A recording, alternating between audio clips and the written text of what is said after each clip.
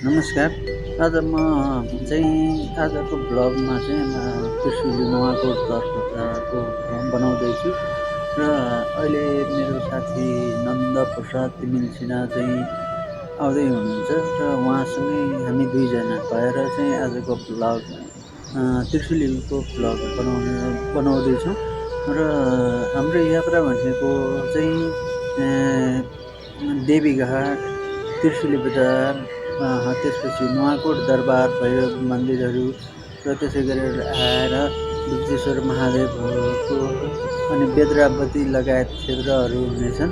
यो यात्रा कमसेकम लगभग 5-6 दिन 7 दिनसम्मको हो र हामी त्यसतर्फ लाग्दैछौँ र अब केही समयपछि हाम्रो यात्रा सुरु हुन्छ।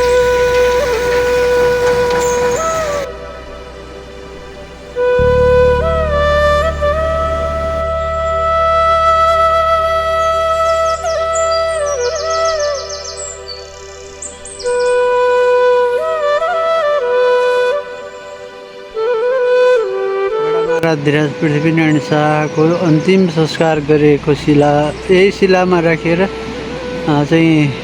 अन्तिम संस्कार गरिएको थियो।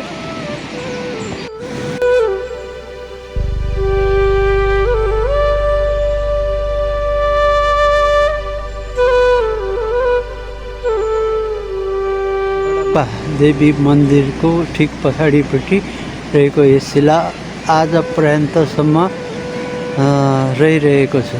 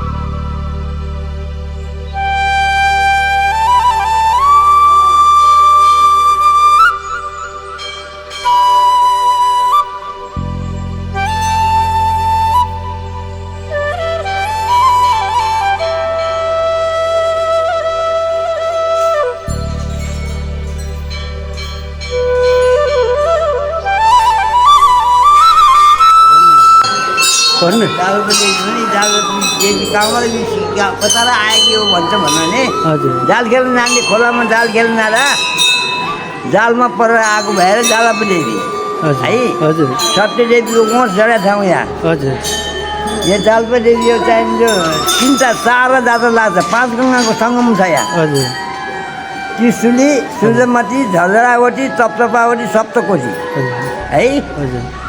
अब यतापट्टि त्रिशुली यतापट्टि भयो यहाँ 3-4 जात्रा लाग्छ यहाँ। यहाँ अब पृथ्वीनारायण शाहलाई यहाँ दागेर ठाउँ पनि यही हो उच्याल देवी हातमा देखाएको छ। अब यहाँ यति हो यहाँको चाहिन्छ लागि अब मन्दिर बनाइदिएको हो यो नुवाकोट भैरव थान 80 पैसा पुग्ने जात्रामा यहाँ धामी धमिनी आउने त्यहाँभित्र भिजिने राङ्गा पकाएको भोग खान्छ यहाँ छोरी बहिनी या दिदी बहिनीको भेला खतमा आउँछ उहाँ अस्ति माथि जात्रा काठमाडौँमा जन्म दिएको जात्रा र यहाँ एकै दिन हुन्छ। अनि यहाँ पूजा चाहिँ मध्यरातमा हुन्छ भनेको हो? जुन बेला पनि हुन्छ।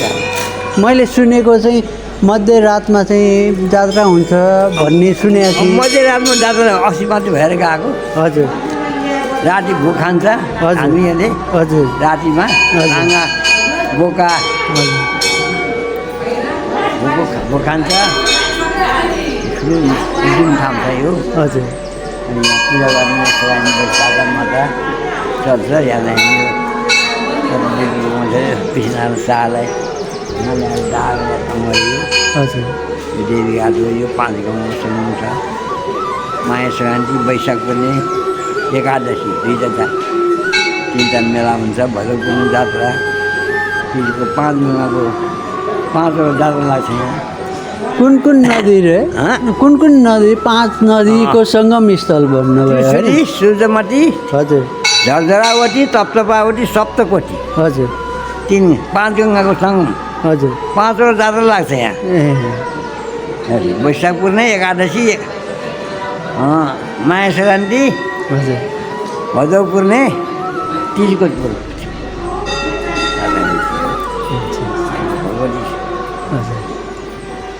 जाल खेल्ने फेला पारेर लिएर आएको। हजुर। यसलाई थपना गरिदिए राति त्यसलाई जाल पारेर लिएर आएपछि माछा त केही पनि लाग्दैन। यो ढुङ्गा मात्रै आउँछ भने यहाँ ढुङ्गा मिलाइदिन्छ। ढुङ्गाबाट खुन निस्क्यो अरे। म झाल्पा देवी हुँ। मैले राति सपना दिएँ अरे त्यसलाई। हजुर। सपना दिएपछि म झाल्पा देवी हुँ त यहाँ थपना गरेर राखिदिएँ। तेरो पनि म केही गर्नेछु भनेर उहाँले सपना दिएपछि उसले कुखुराको चल्ला एउटा ल्याएर यहाँ थपना गरे अरे। हजुर। अनि ज्यापुले जाने चाहिँ खतपन लिएर आएको रहेछ अरे। हजुर। खतपन लिएर त्यो चक्कु रहन्छ अरे। त्यो कुखुरा काट्न यदा मेसिन चक्कु दिनुहोस् नि तपाईँले। किन चाहिएर चक्कु हामीलाई यहाँ भगवतीको छपनालाई कुखुरा काट्नु पऱ्यो भनेर दिएछ र उसले ल्याएर मलाई काट्न दिन्छ त भनेर भनेर ज्यापुले। हजुर। दिन तपाईँ नि काट्नुहोस् भनेर भनेपछि दियो जो चल्ला काट्नु देवीलाई दिनु भने आफै चुसिन्छ ज्यापुले। हजुर। त्यही भएर ज्यापुले यहाँ भोक खान्छ। हजुर। ज्यापुहरू आएर जात्रा गराउँछ। हजुर। हजुरको नाम? मेरो रङवा आरुचित काठ। हजुर। पुजारी। हजुर। हुन्छ ल।